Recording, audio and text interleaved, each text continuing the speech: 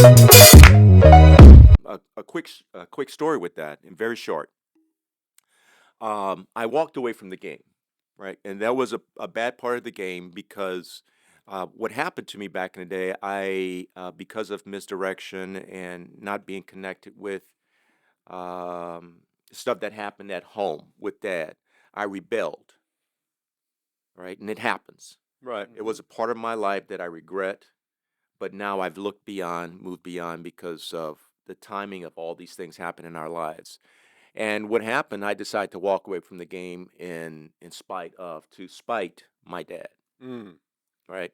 I didn't have that connection, but that became a part of my testimony in life and what happened. Mm. Um, and so the decisions I made were not honoring not only to God, but were disrespectful to my parents and how I made decisions and choices in life choices, life decisions. And so what happened was I walked away from the game and looked at other venues or opportunities to exhibit all this energy for this energy that I had. So I rode a bicycle professionally. So I did that. So I was with a team out of Lafayette, Louisiana. So I did that as a young amateur. Um, did that for a bit. My best year, I placed third. I no lower than third, and I made $2,500 that year, which was at the time the cost of my bicycle back in the '80s. Bicycles are expensive.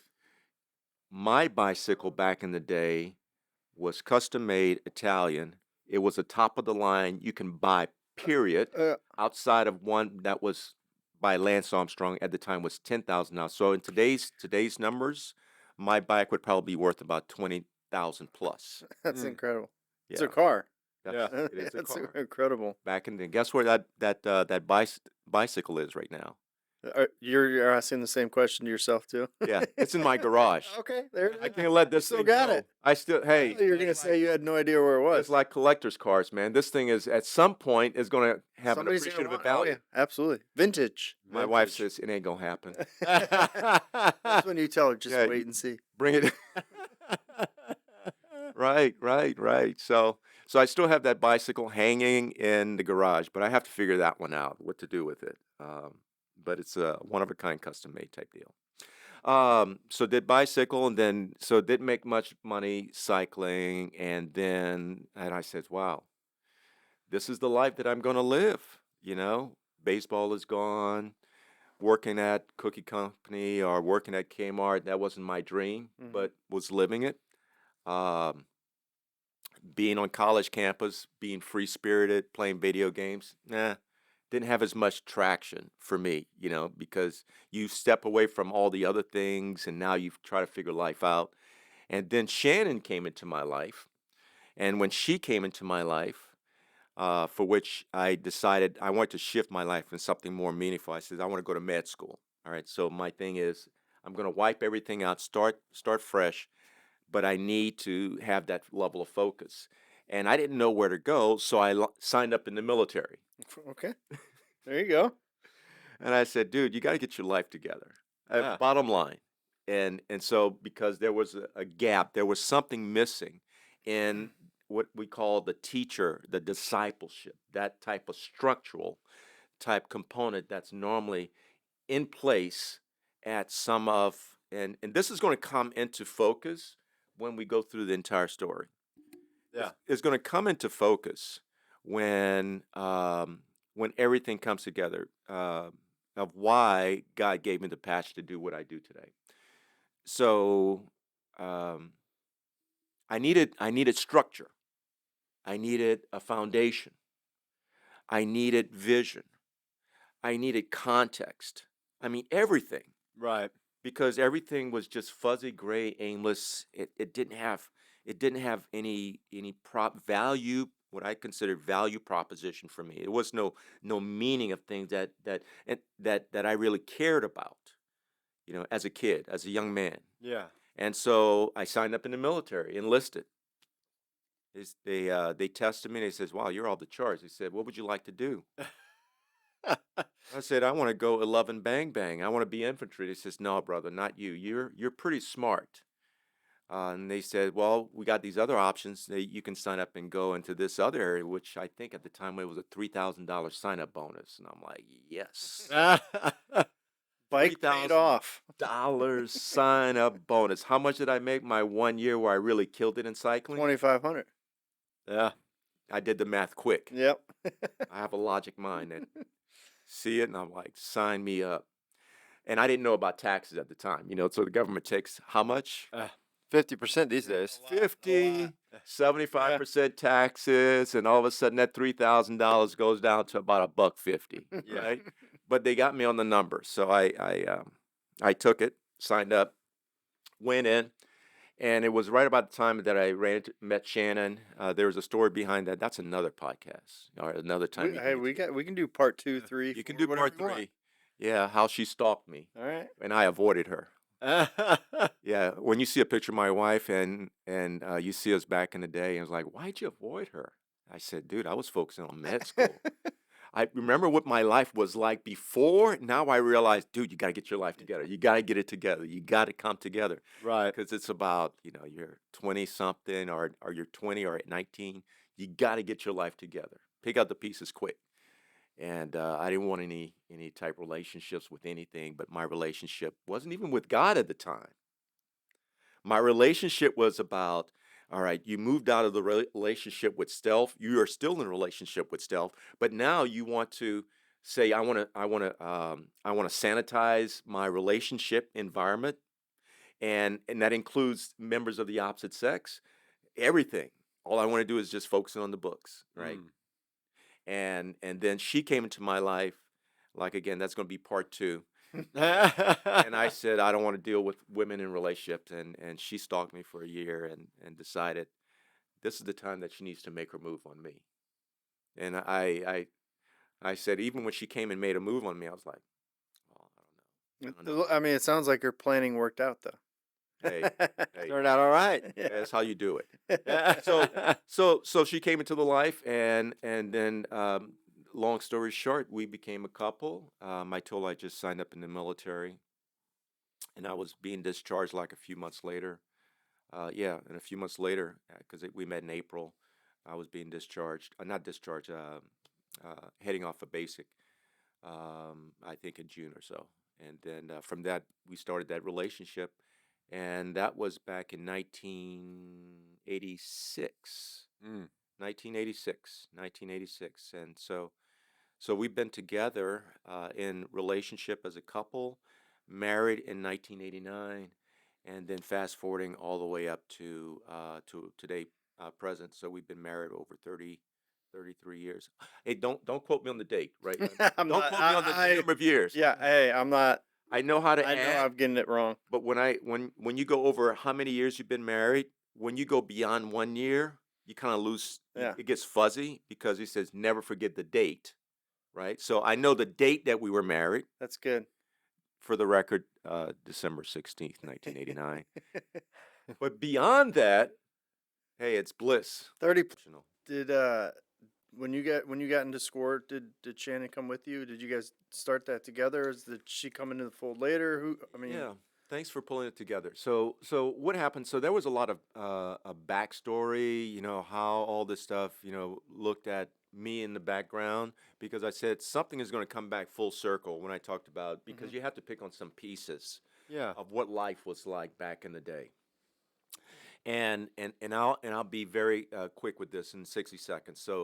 So came back, met my wife. I also went into combat. So I went to the Gulf War on my 1 year anniversary. So December 16th of 1990. We married in 89. December 90, we were on a plane, one-way ticket to the desert, Mm-hmm. and we were supposed to be in a rear position, always supporting the team because I was with the MASH unit, Mobile Army Surgical Hospital. I didn't go into all my background, but I was. Sounds medical. It is Yeah. medical, and so I had a knack for science, knack for medicine, and when I went to military, I took on MOS, working as a pharmacy specialist, Okay. 91 Quebec. And so, because when I met my wife, a lot of, I'll save that for part Part two. two. I'll Part save two. it for All right, part two. we can go over that. So what happened was, got to the desert, came back from the desert, uh, uh, with Victor, but there was a lot of other stuff that happened because while I was there, messed me up, and my mind shifted. Everything shifted, and I do mean everything shifted. It changed me as a man. Military turned me into a man, but the war, what I was doing, where I was, and the exposure contact time during the time that I was there completely obliterated me. I was just wiped out, and the things that I got exposed to and what I experienced. And so I came back a different man. It changed me, and so I had a focus. I had a different level of focus from the man that I was 3 years ago, the man that I was 6 years ago. I was a completely different man. But I had a focus then. I said, okay, I'm going to get through school. But I had this hyper vigilant ambition at the time. I thought I was a stuff back in high school, but now I had a vigil. I had an edge, Mm. and so I came back in '91. Between '91 and '96, I just focused in on excelling in college, being at the top of my class, and above all, being a competitor, being something that I never thought that ceiling ever existed, which I said, this is my world, and I would go and control that. And so I got to that next level, graduated from college, also got my doctorate in pharmacology, and I had a padded resume. I had a padded presence about who I was, and I had people academically and also corporately banging on the door says, we want you, we think you're the great fit. There were a lot of things that were lining up for me, and I says, finally there's recognition for who I was as a young black man coming up, where you didn't have that type of affirmation back in the day. You didn't have that in the household. You didn't have that culturally in the South. You didn't have that academically. You didn't have that in academia. You didn't have that corporately. A lot of these things, there were gaps, and there was no preparation for what that life would be like.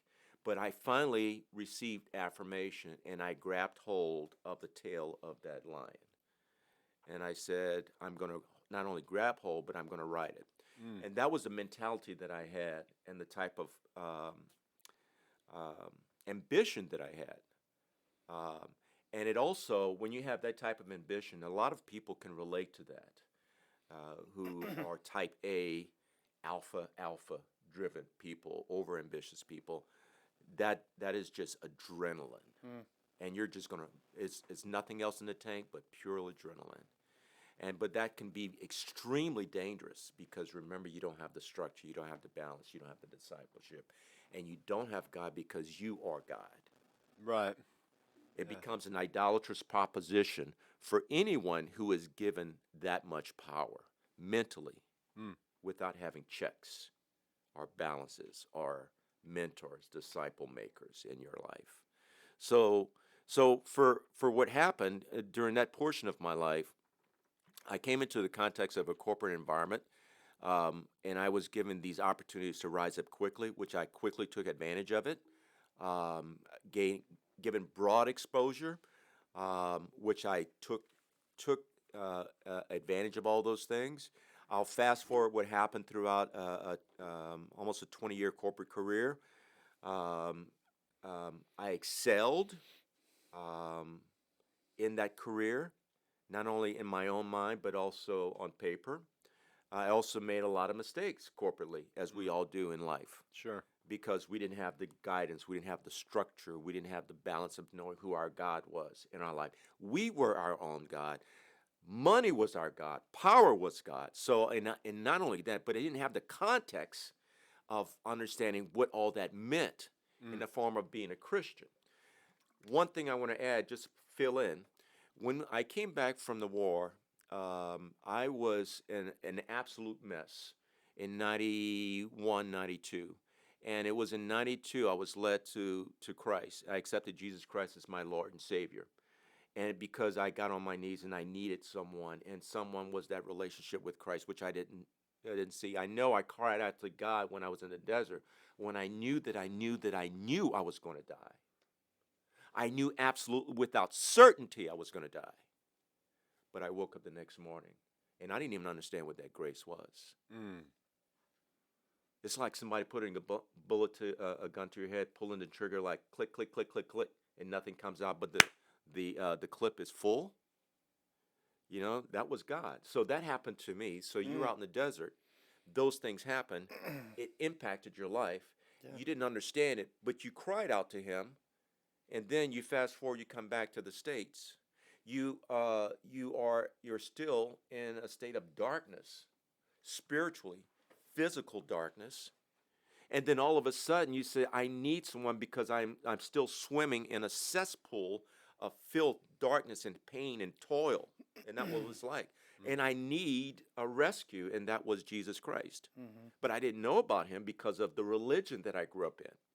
I grew up in one of this Orthodox religion that was just traditions, all these other things that come about in your life, and you think, oh, that's the way to God is by the things you do, but not about a personal relationship, which it did happen. And when I did have that, then there was no discipleship that went on. I was like, oh, okay, all right. So I made that decision Yeah. to follow Christ. Okay, so that means what? Right? So remember, all these pieces are going to add up when you start connecting the dots, Yeah. right? I'm adding some up in my mind. Right? And I so have an then, idea why because you guys understand some things now, why did you and why are you doing, and you'll see now, like Paul Harvey would say, now you know the rest of the Yes. story. I love that. Yeah. So what happened corporately? I lived out. I considered a blessed career financially. My exposure, what I learned, what I've been given, and the people that I've met. I mean, it's I can't quantify that. But what I do know is that God didn't make a mistake in what I did. And then in about 10 years ago, 9 years ago, how I got into ministry was I was in between jobs, and God just put a heavy burden on my heart for um, kids, because I saw something. Because my kids were I and I say this with humility. My kids had an exceptional talent about them that was passed on down from mom and dad. Yeah. All right, genetics, it plays a role. They had it. I was in denial of them actually wanting to do the things that they want to do, but I supported their dreams. But they excelled and they separated themselves. Mm. And I was like, rolling my eyes and says, Right. okay, because my job, it was about my brand, which was me incorporated, exceptional CEO, all these other things, and the family, the look was a part of the package, Mm. not the fact that I had to spend time with my sons and my wife and all these other things, Mhm. right? Mhm. Gotcha. You see that? You see how everything is kind of, you're putting all this stuff. It's like a big jambalaya. So right now what you're saying is you're living like, honestly, probably 90% of the people in the church. They What? go to corporate world, they live their lives, but they're not engaged in a relationship with the Lord Jesus Christ. No. So Well, that's everybody, just not all the time. Yeah. It's everybody. We got good days. We got bad days, right? right. Yeah, and right now, to be quite honest, in the context of this type of platform where we're able to share this discussion, there is so much because I'm 50 something odd years old, right? Right. There's so much, and I've done so much in my lifetime. It's hard to kind of pull it together in 1 hour. Someone Mhm. once told me, "Hey, you need to write a book." I'm like, no, I'm living out what God has called me to do. Mm. right. And so again, I can probably fill up a series for you guys, and if we can kind of take it that way, Yeah. we can kind of do it that way. Oh yeah, Uh, we're all for Just it. We'd love to have you it's really back. it's up to how big you want to Yeah, we I do this don't because know. we we can dig enjoy. deep. I got questions I could Yeah. I ask. don't know.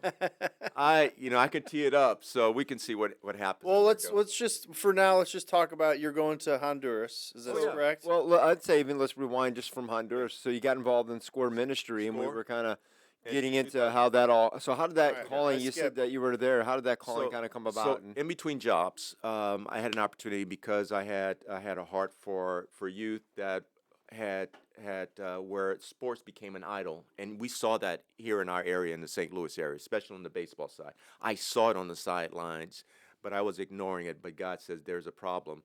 What's the solution, Mm-hmm. right? It weighed heavy on me. So that burden of problem solution, because I spoke it in corporately, but I didn't apply it Mm. here in our lives. And then in 2013, I went on a mission trip, went to Dominican Republic, and I thought, wow, here's an opportunity. But I was so intimidated to be out there in Dominican Republic because one, I was humbled. Understand I had some exceptional talent at home with our kids, and I was like, wow, this is going to be some cool stuff. Bringing one of my kids who I Mm-hmm. thought and I knew he had a high ceiling in his career, his life, and God can take him somewheres to have that level of exposure.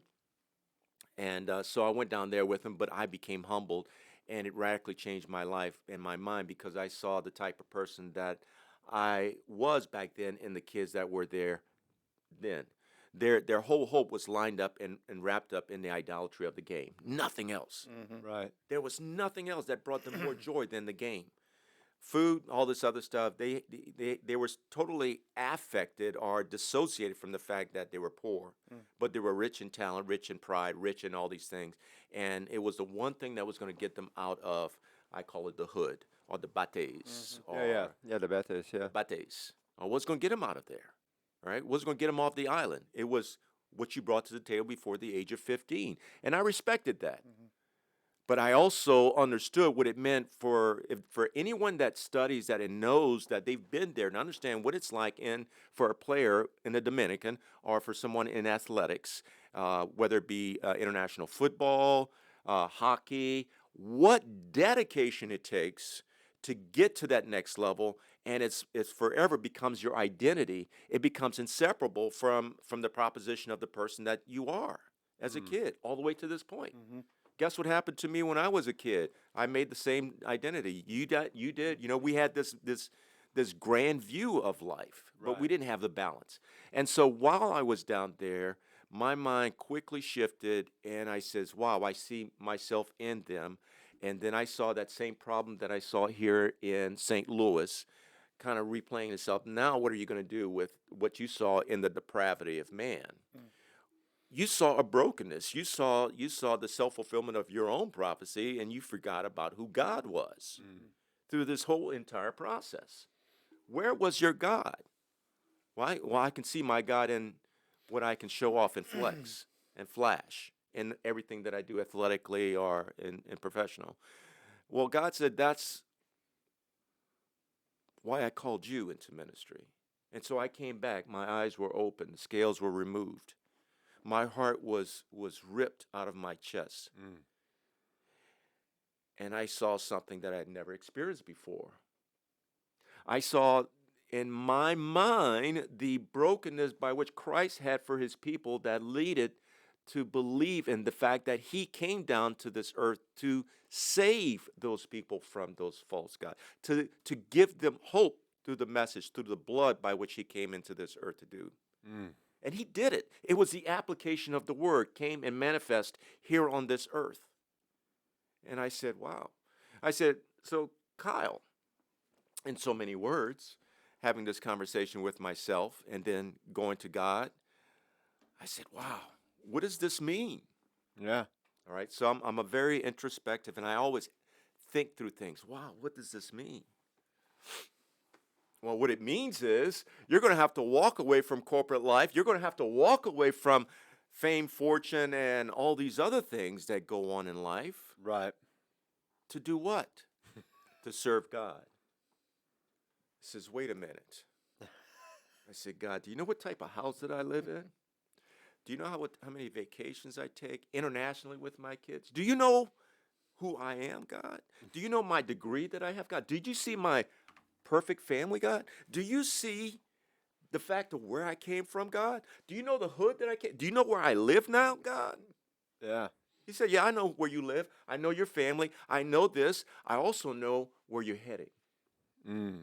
That's what the word says. Because you're still living in that fictitious mind of perfection, right?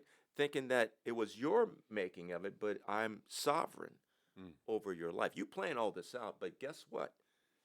Everything that happened in the desert, everything that happened with you growing up, everything that happened with you coming back, everything that everything that you notice on the sidelines, understand his sovereignty and understand his providence of who God is. Understand, which I did. Now I have to make a decision. Who is your God? Mm. Do you trust in my word? Do you believe that everything that was written in inerrancy is true? That is his word. Do you believe that? Mm. I asked myself that question and I answered it and I said yes. He says, if you do believe it, then follow me.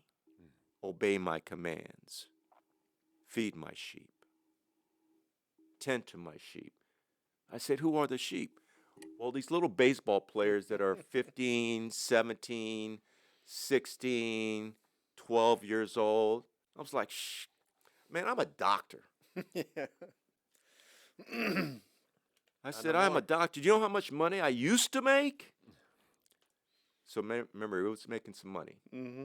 I made some money. Oh, I doctors made make some money. money. Yeah. I made some money. I made some money, and I spent some money.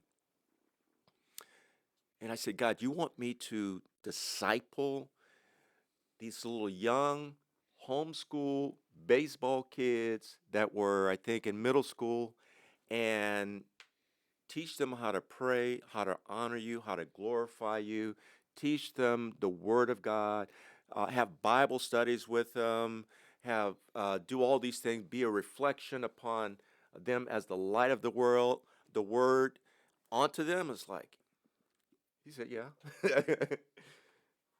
Yeah, that's what the word says. Mm-hmm. You are to be that person that I've called you to do and be. Mm.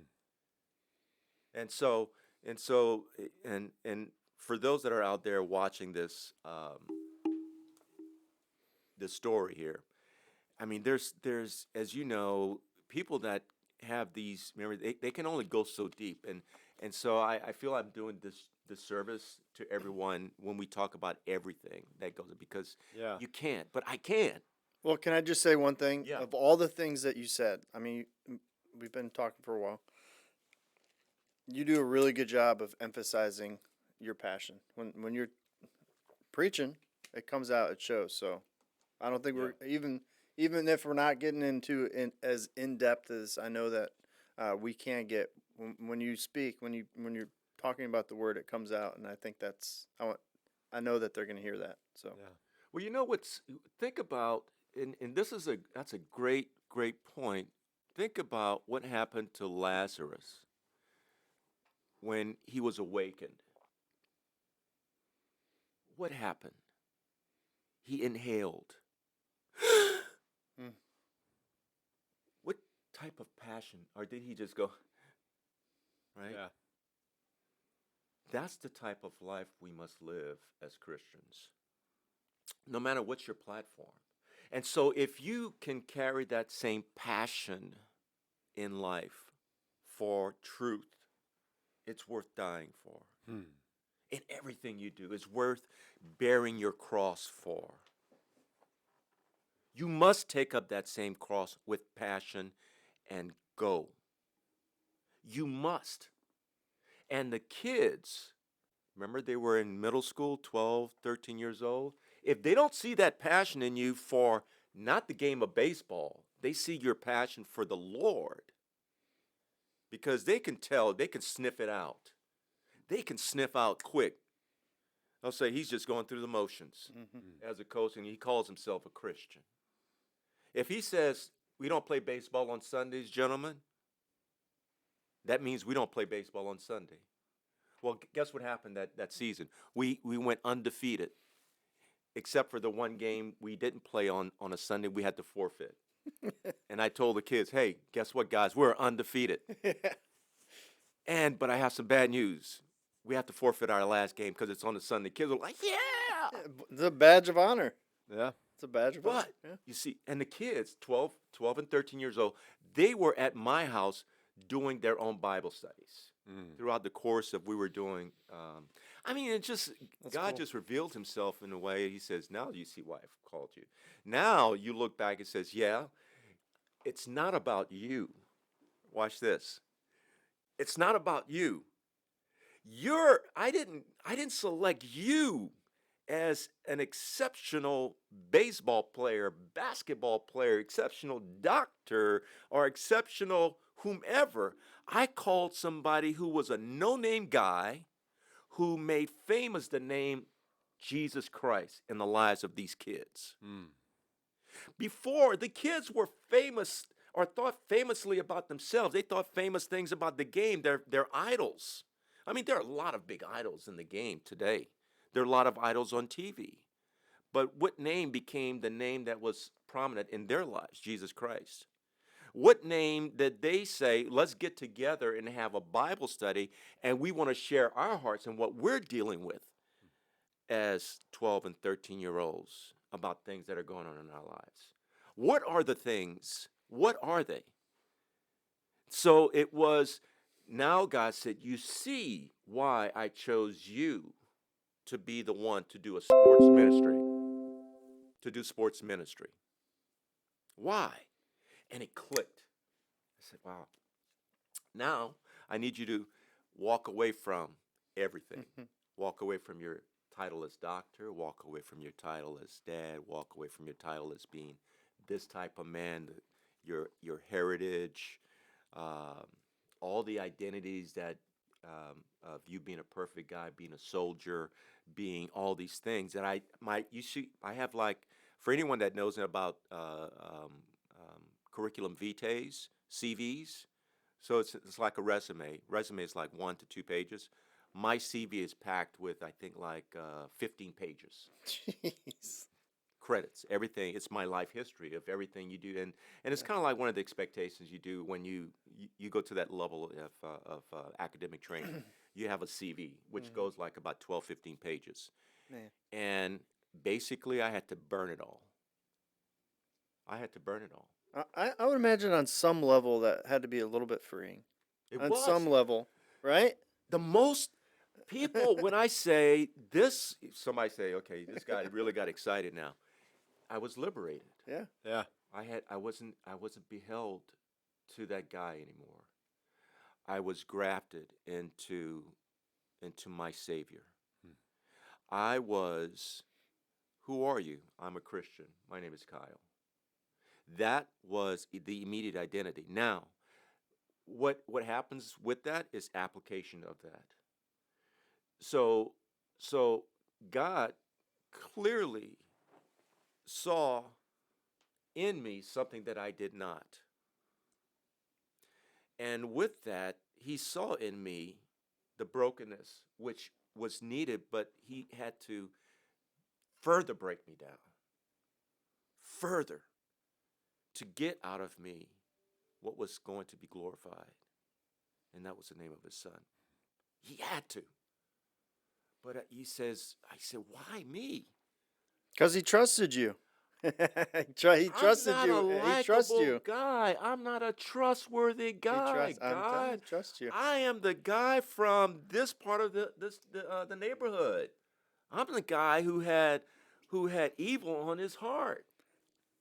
God, are you sure it's the right guy? Maybe the guy here or the guy there. He says, and I said, but you try. But then revelations come, the truth comes. When He says, trust me. And I says, okay, Lord. But what about if I hold back just a grain of salt of pride for myself? I tried that once. He'll snuff it up. I tried. I seriously tried. And he says, now do you trust me? Because of a blessing that came. I said, wow. I said, wow. I said, I didn't know it would be this way, God. And he says, now do I have your attention as your God, your provider? Now do I have your attention? And I was on my knees crying and bawling. He says, now will you serve these kids? Now will you minister? Will you leave it all behind to make famous the name of Jesus Christ? Of what he did, who he is, and the gift that's available to everyone else, in spite of everything that will happen to you. And I said, yes. He says, do you know what you were once living? He says, guess where you're going to be now? You're going to be with everyone else, amongst the lowly of the low. But you're going to be exceptional and blessed. And so I received that, and it was immediate. And I said, I get it. I get it. I get it. I get it. And so now it's been full stride until he calls me home. Because he says, man, if you are in full stride, man, you're like, I'm running this race, man. I am running this. And nothing, no matter what, no weapons formed against me, nothing will come against my God and my Jesus. Just think about Paul, Peter. Just think about who Jesus was. Just think about all these pillars of the faith. They never broke stride because they knew who their God was. Hey, thanks for watching this short with us today.